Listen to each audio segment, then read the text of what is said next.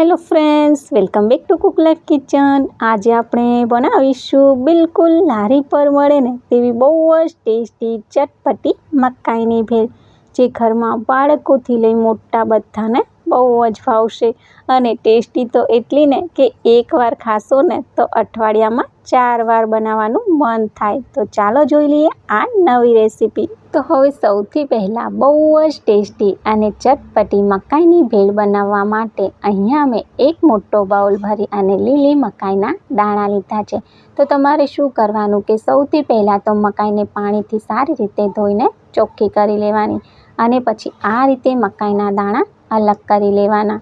અને બીજું કે વધારે દિવસની મકાઈ હોય ને એ પણ તમારે નથી લેવાની, કારણ કે એ મકાઈના દાણા થોડા ચવડ થઈ ગયા હોય. તો હવે આ રીતે એક કઢાઈને આપણે ગેસ પર ગરમ કરવા મૂકીશું, અને તેમાં 2 ગ્લાસ ભરી અને પાણી ઉમેરીશું. પાણી થોડું હળવું ગરમ થાય ને એટલે આપણે તેમાં મકાઈના દાણા ઉમેરીશું. તો અહીંયા મકાઈમાં પણ પોતાની એક મીઠાશ હોય છે, એટલે આપણે અલગથી કોઈ મસાલા ના કરીએ ને તો પણ ચાલે. પણ આ રીતે એક નાની ચમચી જેટલું મીઠું ઉમેરી અને પછી આપણે આ મકાઈના દાણાને બાફીશું ને તો તે ઝડપથી સોફ્ટ થઈ જશે.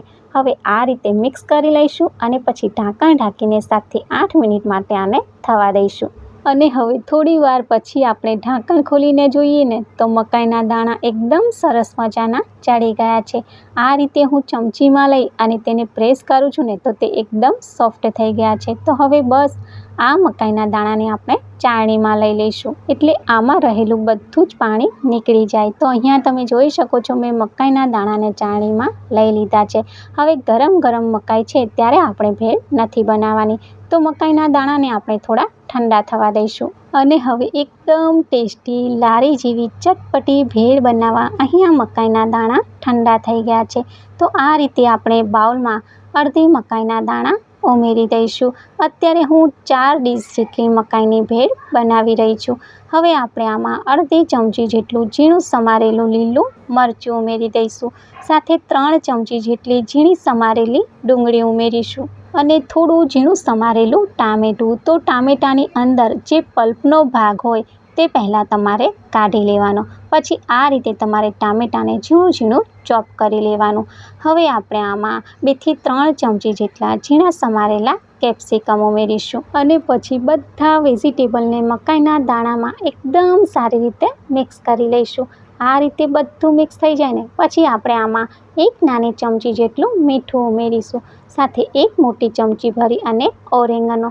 તો અહીંયા તમારે ઓરેંગનો વધારે નથી ઉમેરવાનો. હવે 1 ચમચી જેટલો વરિયાળીનો ભૂક્કો ઉમેરીશું. તો વરિયાળીનો ટેસ્ટ આ ભેળમાં બહુ જ સરસ આવે છે.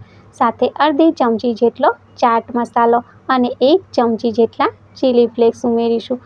તો તમારે ભેળમાં તીખાશ કેવી જોઈએ છે તે રીતે તમારે ચીલી ફ્લેક્સ ઉમેરવાના. અને પછી 1 નાની ચમચી જેટલો સંચળ પાવડર. તો આપણે મીઠું પણ પહેલાં ઉમેરેલું, એટલે તમારે સંચળ પાવડર ધ્યાનથી ઉમેરવાનો, વધારે ના પડી જાય તેનું તમારે ધ્યાન રાખવાનું. અડધી ચમચી જેટલો આમચૂર પાવડર.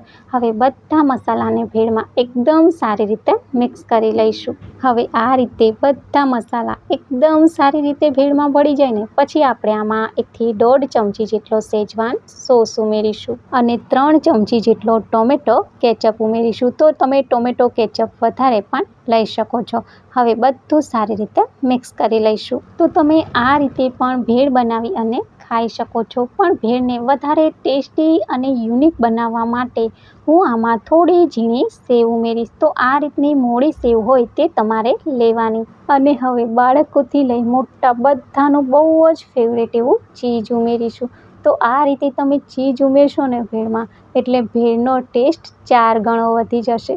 અને હવે થોડી ઝીણી સમારેલી કોથમીર ઉમેરીશું, અને પછી બધું સારી રીતે ભેળમાં મિક્સ કરી લઈશું. તો ફ્રેન્ડ્સ, જો તમે ક્યારેય આ રીતે મકાઈની ભેળ ના બનાવી હોય ને તો એકવાર ચોક્કસથી ટ્રાય કરજો. અને આ ભેળને પ્લેટમાં કેવી રીતે સર્વ કરવી ને એની પણ એક ખૂબી છે. તો આ રીતે બહુ જ ટેસ્ટી એવી મકાઈની ભેળને પ્લેટમાં સર્વ કરીશું. તો સૌથી પહેલાં ઉપર ઝીણી સમારેલી ડુંગળી ઉમેરીશું, અને થોડી એવી મોડી સેવ ઉમેરીશું, અને હવે બધાનું ફેવરેટ એવું ચીઝ ઉમેરીશું, અને છેલ્લે ઝીણી સમારેલી કોથમીર. તો આ રીતે તમે પ્લેટ સજાવી અને કોઈની પણ સામે મૂકશો ને તો એ વ્યક્તિ ભેળ ખાવાની ના કહી જ નહીં શકે. અને ટેસ્ટી તો એટલી ને કે એક પ્લેટની જગ્યાએ 2 પ્લેટ ખાશે. અને તમને મારી રેસીપીઓ ગમતી હોય અને હજી સુધી ચેનલને સબસ્ક્રાઈબ ન કરી હોય તો સબસ્ક્રાઈબ કરી અને બાજુમાં આપેલ ઘંટીને પ્રેસ કરજો, એટલે આવી નવી રેસીપીના વિડીયો સૌથી પહેલાં તમને જોવા મળે. Thanks for watching. Bye bye.